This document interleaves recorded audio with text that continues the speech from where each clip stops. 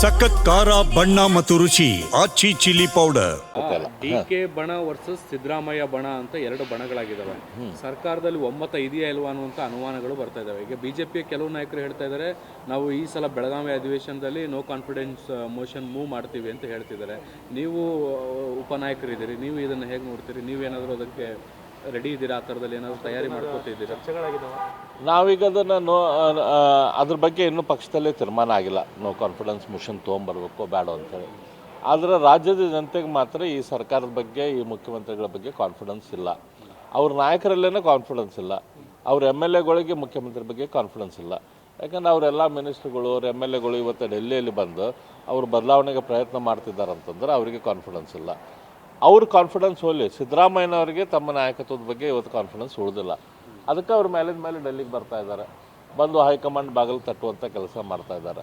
ಇದರರ್ಥ ಅವರಿಗೆ ತಮ್ಮ ಮೇಲೆ ತಮಗೆ ಕಾನ್ಫಿಡೆನ್ಸ್ ಉಳಿದಿಲ್ಲ, ತಮ್ಮ ಪಕ್ಷದ ಮೇಲೆ ತಮ್ಮ ಕಂಟ್ರೋಲ್ ಐತೆ ಅನ್ನುವಂಥ ಕಾನ್ಫಿಡೆನ್ಸ್ ಅವ್ರಿಗೆ ಉಳಿದಿಲ್ಲ. ಹಾಗಾಗಿ ಇವತ್ತು ಯಾರಿಗೂ ಅವ್ರ ಮೇಲೆ ಕಾನ್ಫಿಡೆನ್ಸ್ ಇಲ್ಲ. ಸರ್, ಬೆಳಗಾವಿ ಅಧಿವೇಶನ ಬರ್ತಾ ಇದೆ, ಏನು ವಿಷಯಗಳನ್ನ ಎತ್ಕೊಂಡು ಬಿಜೆಪಿ ಹೋರಾಟ ಮಾಡುತ್ತೆ? ಕೊನೆಯದಾಗಿ ಉತ್ತರ ಕರ್ನಾಟಕ ಅಂತ ಬರ್ತೀವಿ, ಅಲ್ಲಿ ಅಷ್ಟೊತ್ತಿಗೆ ಸೆಷನ್ ಮುಗಿದು ಹೋಗ್ಬಿಡುತ್ತೆ. ಈ ಬಾರಿ ಅದು ಗಂಭೀರವಾದ ಚರ್ಚೆಗಳಾಗ್ತಾವ ಅಂತ. ಈ ಸರ್ತಿ ನಾವು ಉತ್ತರ ಕರ್ನಾಟಕದ ವಿಷಯಗಳ ಮೂಲಕನ ಚರ್ಚೆಯನ್ನು ಶುರು ಮಾಡಬೇಕು ಅಂಥೇಳಿ ಮಾಡಿದ್ದೇವೆ. ನಮ್ಮ ವಿರೋಧ ಪಕ್ಷದ ನಾಯಕರ ನಿಲುವಳಿ ಸೂಚನೆ ಮಂಡಿಸ್ತಾರೆ ಉತ್ತರ ಕರ್ನಾಟಕದ ಬಗ್ಗೆ. ಅದಾದಮೇಲೆ ಉಳಿದವರೆಲ್ಲರೂ ನಾವು ಚರ್ಚೆ ಮಾಡ್ತೇವೆ. ಆದರೆ ಪ್ರತಿ ಸರ್ತಿಯೂ ನಾವು ಚರ್ಚೆ ಮಾಡಿದ್ದೇವೆ, ಗಂಭೀರವಾಗಿ ಚರ್ಚೆ ಮಾಡಿದ್ದೇವೆ. ಆದರೆ ಇವರು ಯಾವುದೇ ರೀತಿಯ ಉತ್ತರ ಕರ್ನಾಟಕಕ್ಕೆ ಏನು ನ್ಯಾಯ ಒದಗಿಸ್ಬೇಕು ಆ ನ್ಯಾಯ ಒದಗಿಸುವಂಥ ಕೆಲಸ ಸರ್ಕಾರದಿಂದ ಆಗಿಲ್ಲ. ಡಿಕೆ ಬಣ ವರ್ಸಸ್ ಸಿದ್ದರಾಮಯ್ಯ ಬಣ ಅಂತ ಎರಡು ಬಣಗಳಾಗಿದ್ದಾವೆ. ಸರ್ಕಾರದಲ್ಲಿ ಒಮ್ಮತ ಇದೆಯಾ ಇಲ್ವಾ ಅನ್ನುವಂಥ ಅನುಮಾನಗಳು ಬರ್ತಾ ಇದ್ದಾವೆ. ಈಗ ಬಿಜೆಪಿಯ ಕೆಲವು ನಾಯಕರು ಹೇಳ್ತಾ ಇದ್ದಾರೆ, ನಾವು ಈ ಸಲ ಬೆಳಗಾವಿ ಅಧಿವೇಶನದಲ್ಲಿ ನೋ ಕಾನ್ಫಿಡೆನ್ಸ್ ಮೋಷನ್ ಮೂವ್ ಮಾಡ್ತೀವಿ ಅಂತ ಹೇಳ್ತಿದ್ದಾರೆ.